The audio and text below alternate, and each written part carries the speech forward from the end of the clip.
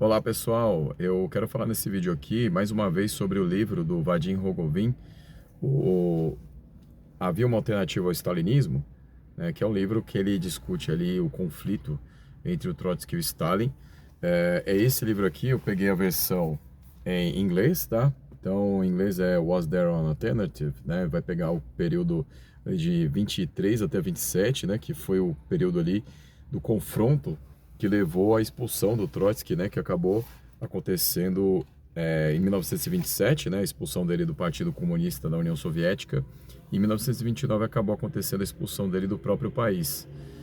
Então, pessoal, é um livro muito importante assim para quem quer entender esse aí conflito, porque mostra aqui vários processos que aconteceram aí nos anos 20 e mostra como que o Stalin foi formando uma camada ali de políticos, né, ali da sua camarilha em torno de si que conseguiram então fazer com que a oposição de esquerda, que era liderada pelo Trotsky, fosse dizimada, né? Então, dizimada primeiro politicamente e depois acabaram realmente lá nos anos 30 sendo todos eles assassinados, né? Então, interessante aqui desse livro do Vadim Rogovin é que lá no final ele coloca uma lista biográfica e aí você vai lendo o que que aconteceu com cada um que fazia parte do Comitê Central do Lenin lá nos anos de 17, 18 até o início dos anos 20 e assim o fim é trágico, né? Porque a maioria deles vai ser realmente assassinada entre os anos de 36 e 38, né? Alguns acabaram continuando com o Stalin porque eram mais, vamos dizer assim, seguidores do Stalin. Então, por exemplo, Voroshilov foi um desses homens aí que ficaram do lado do Stalin, outro foi o Ordzhonikidze, mas todos os outros que seguiram Lenin em algum momento, como por exemplo Plekhanov, Kamenev, que acabaram se unindo depois com Trotsky na oposição de esquerda durante os anos 20, também foram chacinados, né?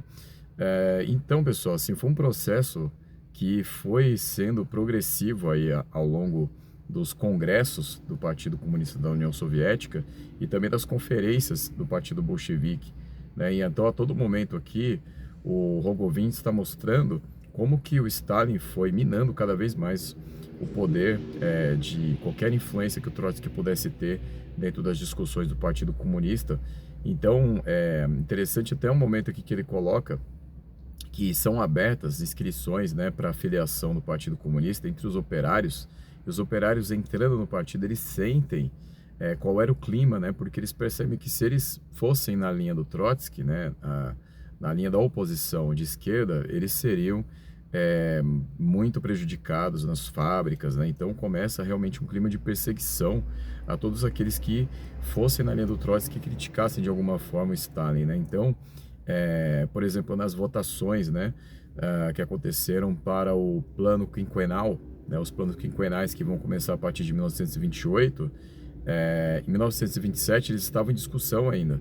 Então, por exemplo, quando a linha do Stalin propõe ali as metas para o plano quinquenal, a linha do Trotsky acha tudo aquilo muito modesto, né?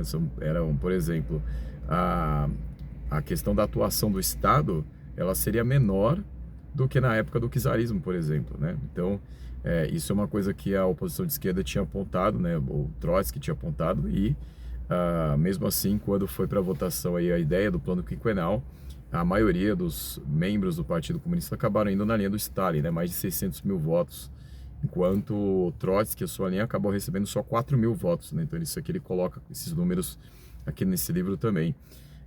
Então, pessoal, é um trabalho que o Stalin vai fazendo de minar qualquer capacidade do Trotsky reagir, né? E todos aqueles que se aproximavam também.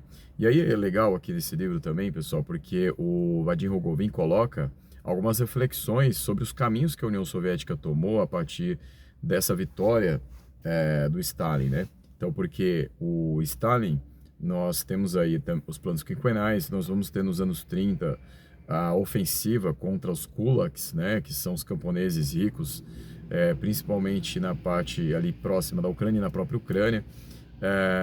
Então esse avanço ele aconteceu e ele foi fruto ali de uma ofensiva que o Stalin fez depois que ele já tinha resolvido a situação a favor de si mesmo dentro do Partido Comunista, né, a favor de si mesmo e daqueles que o seguiam, né, porque era uma camada que seguiu Stalin. Então, pessoal, ele coloca aqui, por exemplo, que durante todos os anos 20 aí nessa discussão, não todos, né, mas de 23 a 27, os principais defensores ali de um plano que cobrasse mais impostos, por exemplo, mais taxas dos camponeses ricos, foi a linha do Trotsky. E toda vez que se defrontava com essa situação, a linha do Stalin dizia que se cobrasse mais impostos dos camponeses ricos, isso geraria um conflito de classes, né? Então, o que que acontece? Os kulaks foram crescendo na época do Stalin.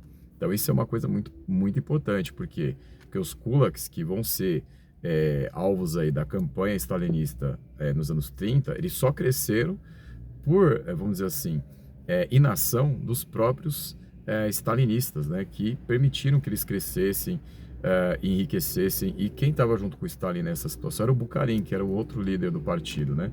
Então, o Stalin e o Bukharin estiveram juntos nessa empreitada contra o Trotsky defendendo que se cobrasse mais dos camponeses ricos, Stalin, por outro lado, e Bukharin não queriam isso, eles queriam que os camponeses ricos ficassem ali livremente acumulando.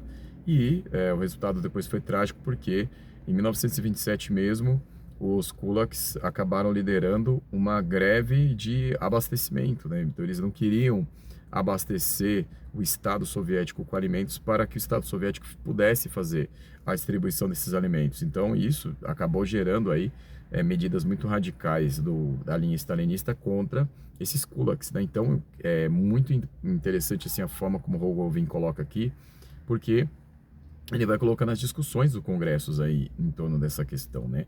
Então, durante todo esse período de conflitos entre 23 e 27, o Trotsky, né, a sua linha acabou sendo minada, né? E aí, o que levou depois após aí a expulsão dessa oposição de esquerda do próprio partido e da própria União Soviética, a que não houvesse nenhum enfrentamento à linha stalinista.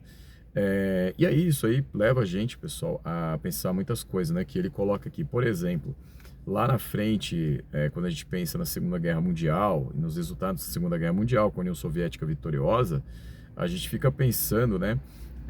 Se na verdade ali se tivesse seguido a linha do Trotsky, talvez houvesse sido estimuladas mais revoluções pela Europa. E o que aconteceu foi o contrário, porque quem venceu essa disputa toda foi Stalin. Então, quando nós tivemos a vitória da União Soviética na Segunda Guerra Mundial, o que acontece é que o Stalin pede para que não haja revoluções comunistas pela Europa Ocidental, por exemplo, até na própria Europa Oriental. Então, por exemplo, a Grécia estava ali, os trabalhadores, eles estavam preparados para encarar uma revolução, mas Stalin manda baixar as armas, né? Não quer mais lideranças ali que disputassem com ele ali, né, com Stalin, vamos dizer, esse papel aí de principal mentor, né, do comunismo naquele momento, né, ali a partir da Segunda Guerra Mundial. Então, assim, tem outras coisas muito escabrosas aqui também que o Rogovin revela. Por exemplo, né, ele vai dizer que vários autores já falavam isso antes, mas ele vai afirmar também que durante o Pacto de Não Agressão, para quem não conhece, o Pacto de Não Agressão é aquele pacto que aconteceu entre a União Soviética e a Alemanha hitlerista entre 39 e 41, né?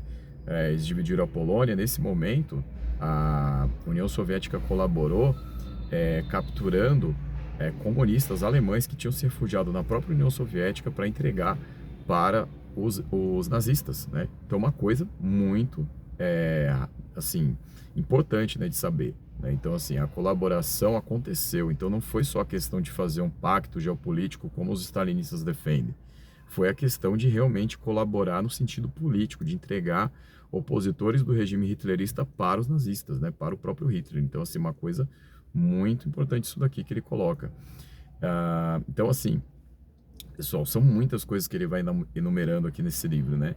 Então, é um livro que a todo momento vai trazendo esses conflitos e assim, vai mostrando realmente, né, que eles foram se apossando no poder e não dando alternativa. E aí ele vai colocar uma coisa muito importante também aqui, que é a questão da diferença entre stalinismo e bolchevismo, porque o bolchevismo muitas vezes é confundido pelas pessoas com o stalinismo, e não é a mesma coisa.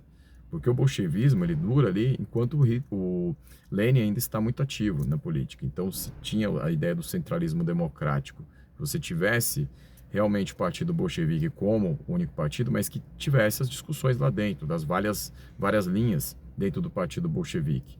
Então havia liberdade de discussão enquanto Lenin estava vivo e estava atuante. Quando o Lenin vai ficando adoecido, principalmente a partir de 22, isso vai morrendo, porque vai tomando lugar a ideia de uma rigidez muito grande. O bolchevismo ele era completamente oposto ao stalinismo, né? Então o bolchevismo permitia discussão, enquanto o stalinismo ele vai minando cada vez mais essa discussão, né? Então vai se formando cada vez mais ali uma falta de profundidade, né? Isso é uma coisa que ele coloca aqui, porque, por exemplo, no 14º Congresso do Partido Comunista, e principalmente no 15º Congresso do Partido Comunista, toda vez que o Trotsky e seus aliados iam falar, eles eram interrompidos por gritos, por xingamentos.